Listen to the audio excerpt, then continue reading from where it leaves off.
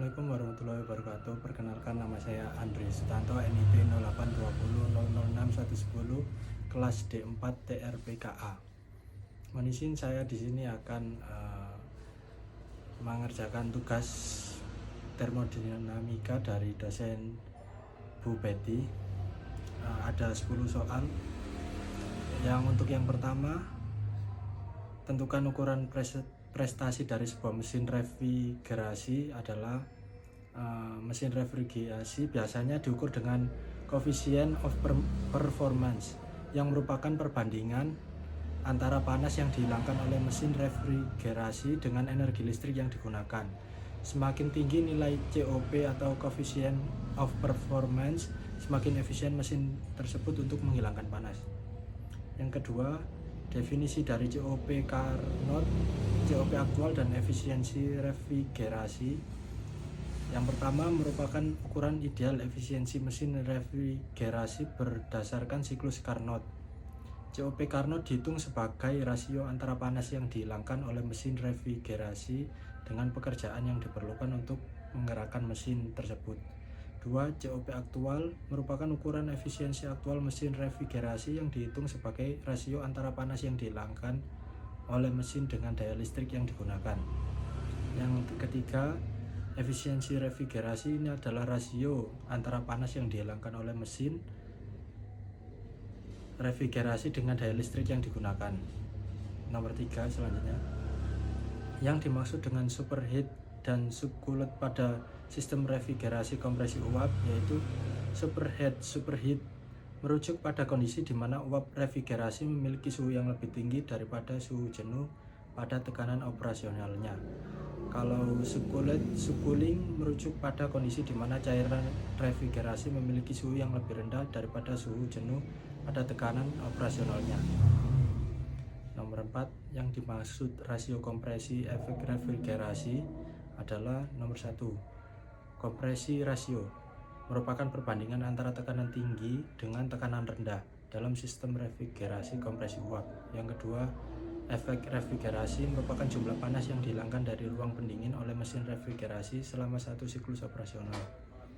Yang ketiga, kapasitas pendingin merupakan jumlah panas yang dapat dihilangkan oleh mesin refrigerasi. Lalu nomor 5, apa yang terjadi dengan kinerja sistem bila A. Tekanan kerja berlebih, B. Kekurangan refrigeran, C. Terdapat non-kondensabel gas dalam sistem, D. Terjadi peningkatan temperatur lingkungan, E. Tekanan evaporasi berkurang. Yang pertama, jika tekanan kerja sistem refrigerasi terlalu tinggi, ini dapat mengakibatkan peningkatan beban pada kompresor. B. Kekurangan refrigeran dapat menyebabkan penurunan kapasitas pendingin dan efisiensi sistem. C. Non-kondensabel gas dalam sistem. Keberadaan gas non-kondensabel seperti udara dalam sistem dapat menyebabkan kinerja kondensor menurun. D. Peningkatan temperatur lingkungan. Peningkatan suhu lingkungan dapat menyebabkan peningkatan beban kerja pada kondensor. E. Tekanan evaporasi. Jika tekanan evaporasi menurun, suhu evaporator bisa turun menyebabkan risiko pembekuan pada unit dan penurunan kapasitas pendinginan. Yang keenam, fungsi kompresor. Kompresor dalam sistem refrigerasi kompresi uap adalah mengompres refrigeran dari keadaan uap berkepadatan rendah menjadi uap bertekanan tinggi. Lalu selanjutnya nomor 7, jenis-jenis kompresor. 1. Kompresor piston, 2. Kompresor scroll, 3. Kompresor rotari, 4. Kompresor sentrifugal, 5. Kompresor screw, 6. Kompresor vortex. 8. Cara kerja atau prinsip kompresor. 1. Suction penyedot, 2. Kompresi, 3. Pemindahan, 4. Pemisahan panas, 5. Penurunan tekanan, dan 6. Penyerapan panas. Nomor 9. Apa yang dimaksud piston displacement, efisiensi volumetrik, dan clearance factor dari kompresor? Piston displacement, isi piston ini mengacu pada volume total yang dipindahkan oleh piston kompresor dalam satu putaran. B. Efisiensi volumetrik merupakan rasio antara volume aktual yang dihisap atau dipindah oleh kompresor. C. Clearance factor adalah rasio antara volume cadangan clearance volume dengan volume total di dalam silinder. Yang Nomor 10, bagaimana hubungan antara volume refrigeran yang dikompresi dengan kerja yang dilakukan oleh kompresor? Hubungan antara volume refrigeran yang dikompresi dan kerja yang dilakukan oleh kompresor dijelaskan oleh hukum termodinamika.